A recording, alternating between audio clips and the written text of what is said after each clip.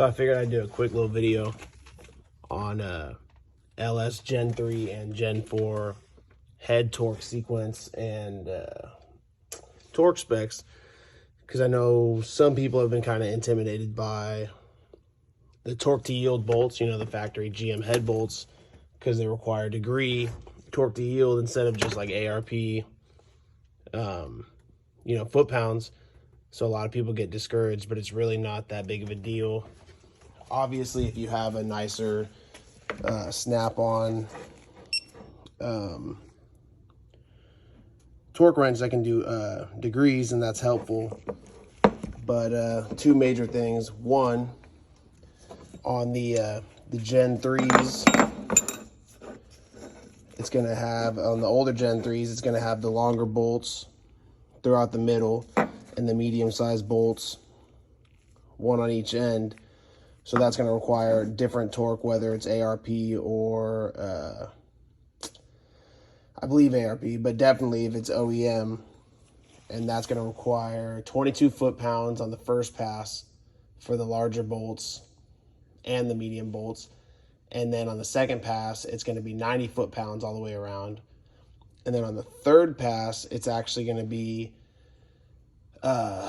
90 foot-pounds on the large bolts, and then except for those two outers, and then 50 foot-pounds on just those two outers. And then you can go and do your 22 foot-pounds on your smaller, I believe it's 5 bolts on the intake side.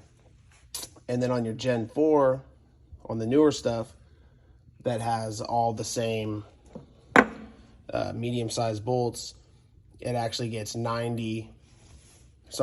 22 foot-pounds first pass, and then 90 degrees second pass, and then third pass, it actually just gets 70 on everything.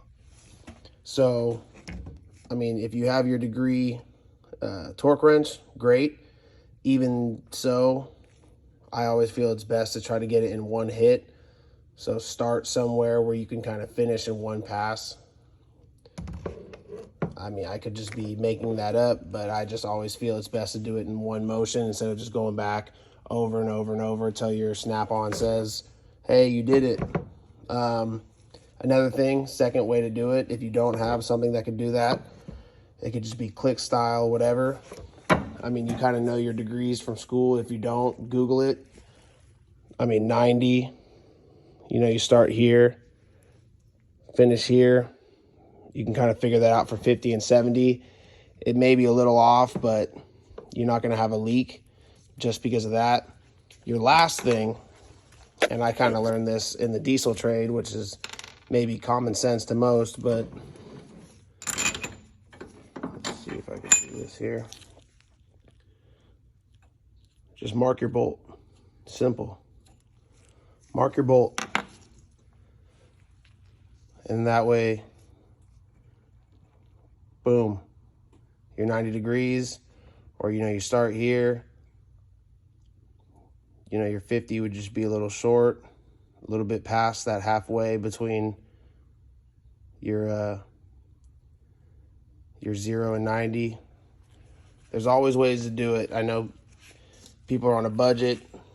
Not everybody wants to make that snap-on payment or cash out, so I totally get it.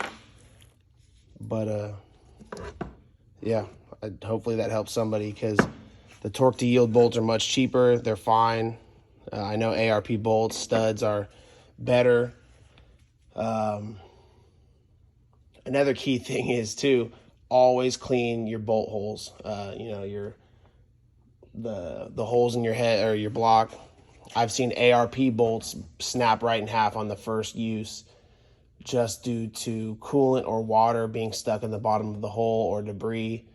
You don't necessarily need a ARP extended chaser or tap.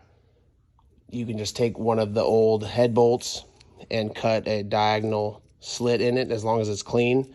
Use some WD-40, clean that out, blow it out with compressed air. There's always a way to do it, but just make sure they're clean. Make sure there's no water or coolant in there, because water cannot compress.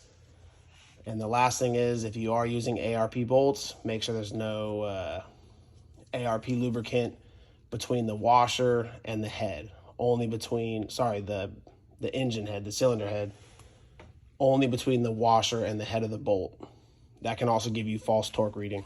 So hopefully this helps somebody.